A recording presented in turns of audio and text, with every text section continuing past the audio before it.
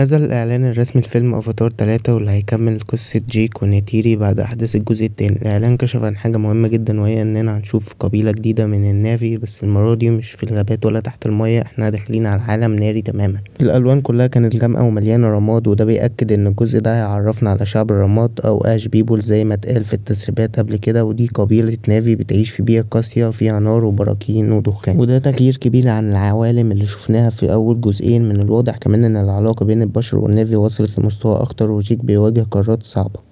في شخصيات جديدة ظهرت بس لسه مش واضح هما تابعين لمين، وهل شعب الرماد هيبقى مع جيك ولا ضده، خاصة ان جيمس كاميرون قال قبل كده اننا لأول مرة هنشوف جانب مش مظبوط من نافي نفسهم. الاعلان خلى الموضوع باين انه مش مجرد صراع بشر ضد كائنات، لا في صراعات داخلية وفي قبائل ضد بعض، وده اللي ممكن يدي الفيلم عمق اكبر من اللي قبل كده. الفيلم نازل يوم 19 ديسمبر 2025 وهيكمل سلسلة الافاتار اللي المفروض توصل لحد الجزء الخامس. ولو شفت الاعلان شارك برأيك، ايه رأيك في فكرة شعب النار، وهل شايف ان ده ممكن يغير شكل السلسلة ولا لأ؟